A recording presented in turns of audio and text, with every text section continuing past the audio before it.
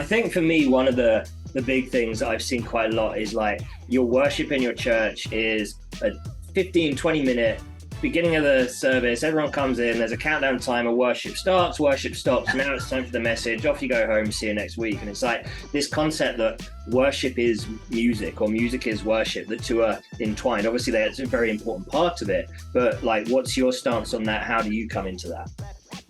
Oh, boys, we could just camp out here for the next little bit. Yeah, I think you're right. I think that in the local church context and the capital C church, we have come to a place where we music and worship are synonymous, right? And in many ways, like worship music is now its own genre. It has, the last 20 or 30 years have been explosive, from the early days of Matt Redman and Chris Tomlin, and even before then, your Vineyard and your Maranatha and your Keith Green, to now. I mean, guys, we know this is crazy.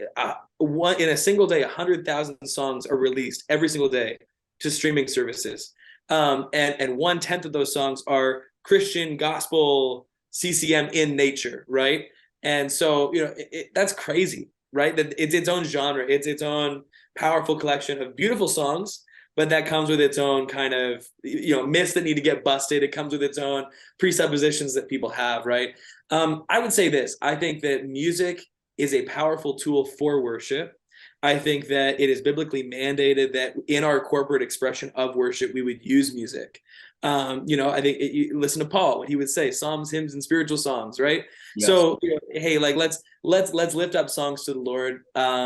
But inversely, I think that, you narrow yourself into a place where there's a lot of churches where their expression of worship is, hey, it's 15 minutes. This is it. And here's what I've learned. I served in a church where worship had to be 45 minutes minimum. And if you didn't lead worship for 45 minutes, people were coming up to you like, are you sick? Is everything okay? Why do we even bother coming to church today? And then I served in a church where worship was 18 minutes, pretty much on the dot. And that was your time you had to nail in. And what I learned is this: you can accomplish a lot in 18 minutes. And it more important than how long you have to be able to use music as an expression of worship is your heart posture in worship. And if you come in to an 18-minute set list with a desire to meet with the Lord and to encounter his presence and to use music as a tool to do that, to focus people's attention on Jesus, 18 minutes is all you need. You'll do a lot in 18 minutes, right? That's cool. It's really nice when your culture is willing to give you longer, because you can sit and you can ebb and you can flow and you can take the time. But you can accomplish a lot in 18 minutes. And I think ultimately the question we have to ask ourselves is, and this is every day, and this is every believer, and this is not just when you're meeting together in a corporate context and worship, Holy Spirit, what uniquely do you want to do today? And if you're asking yourself that, then when you're walking past somebody on the street and you've got a 20 in your back pocket and they're homeless and they need help, the Lord's probably going to prompt you to give what you have to them. But likewise, in the middle of a worship moment, Lord, what uniquely do you want to do today?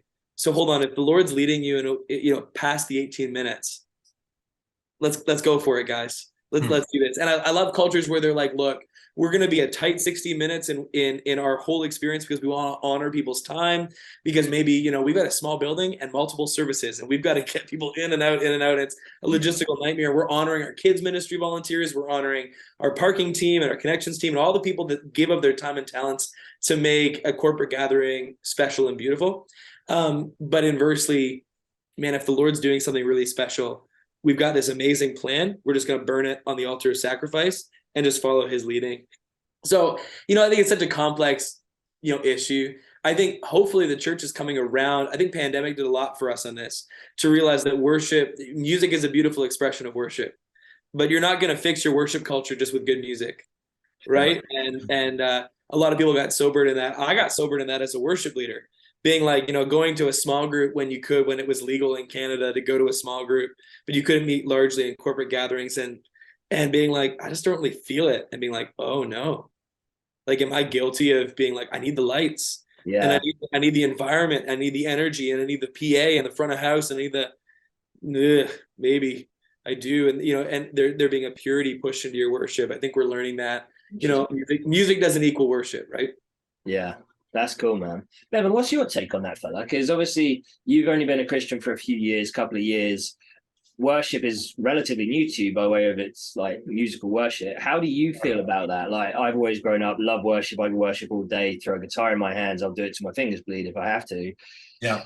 But where do you stand on that? Like, oh man, you don't want to hear my answer.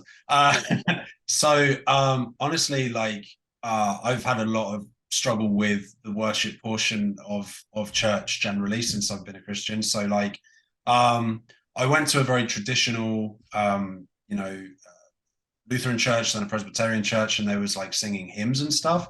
And I didn't realize how comfortable I was with that until I put back in that environment. I used to go and do like Christmas caroling before I was a Christian and stuff. And I thought that was what church was to some extent. So that was my lane for a while. And I felt really intimate connection with God through that. Then I went to more modern churches. There's a church called Red Rocks. There's another church now that I go to called Mosaic. And it's very modern worship music. And sometimes I love it and I'm feeling it. Other times, honestly, I really struggle with it. And we're going to talk a bit about like, to do with like putting your hands up and all that stuff, right? I'm very much one of the people that I kind of struggle to fully immerse myself in all of that. And yeah, it's quite interesting because I'm a very like cerebral person, academic kind of person. So like I'm there for the message much more than I'm there for the music personally. But I'm learning to enjoy that side of things more. And I went to a men's retreat probably about 2 months ago now. There was a lot of worship there. And I started to let some of my guards down a bit through that process. And that was really, really, really good for me. That's cool. That's really good, man. Because I suppose that is that whole, does music have to be worship? Does worship have to be music? Right. So we've had various evenings, I'm pretty sure you've led some of those evenings, John, where like I haven't felt like singing, but there's been worship music happening and I've just sat and prayed quietly or journaled or something. And it's like, it's your heart posture, like you were saying earlier, on right. how you're coming before God in that time, and that is worship in itself. The worship doesn't have to be me physically singing, standing up, raising my hands or anything like that. Yes, that, in my opinion, that helps. And obviously I think we're going to touch on some of that stuff in a minute, John.